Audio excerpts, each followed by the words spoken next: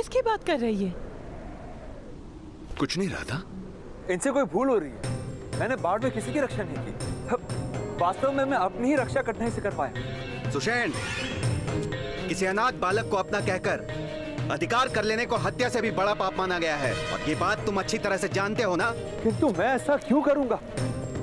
ये दोनों संतानें मेरी है, अनाथ नहीं है। मेरी पत्नी ने जुड़वा बच्चों को जन्म दिया है, कर्ण और शोण, और ये बात सभी जानते हैं। तो फिर मुख दिखाओ अपने दोनों पुत्रों का।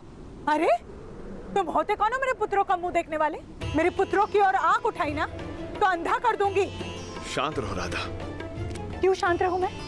क्यों शांत रहूं मैं आर्य? 12 वर्ष निसंतान रहने के बाद ईश्वर ने मेरी मनोकामना पूरी की, तो पुत्र प्राप्त हुए मुझे। ये होते कौन है मेरे पुत्र के विषय में प्रश्न करने वाले? प्रश्न तुम्हारे पुत्र के विषय में नहीं है राधा, प्रश्न तुम्हारे पति के विषय में। अरे जा रंभा, अपना मुंह काला कर। जानती हूँ सबको पीड़ा देकर ही सुख मिलता है ना तुझे। ये मेरे पति स्वयं महाराज का रथ हाँकते हैं। महाराज को इन पर पूर्ण विश्वास है। महाराज के इतने मूर्ख हैं, किसी पापी को अपने रथी बनाएंगे? ठीक है, फिर बुलाइए दाई माँ को, सारा सत्य स्वयं उजागर हो जाएगा। ठीक है, बुलाइए दाई माता को। यदि दाई माता ने कह दिया कि ये दोनों पुत्र मेरे हैं, तो समाज के बीच तुम्हारी नाक काट दूंगी। हाँ हाँ, काट लीजिएगा, लेकिन पहले दाई माता को बुलवाइए।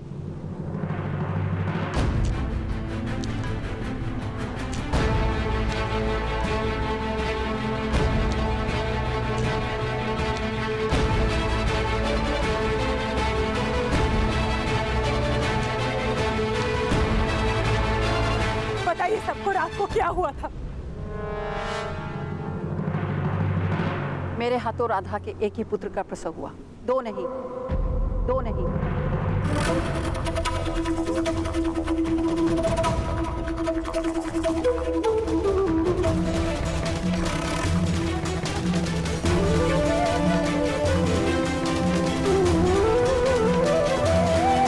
किंतु धीरज महोदय, अब ये मत कहना कि मेरे आने से पहले पुत्र का जन्म हो चुका था। अनेक बालकों के जन्म देखे मैंने।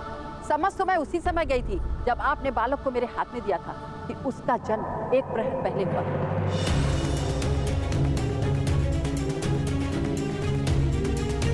राधा, ये अंतर तो तुम स्वयं भी देख सकती हो।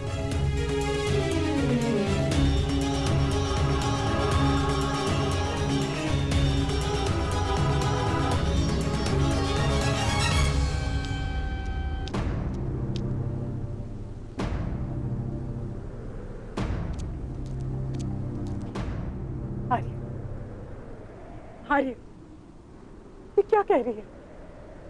क्या ये हमारा पुत्र नहीं है? क्या आप किसी का पाप उठा के लाए? नहीं, नहीं, इतना सुंदर, ऐसा निर्दोष बालक है, किसी का पाप नहीं हो सकता है आर्य। ये मेरा पुत्र है, ये मेरा पुत्र है आर्य।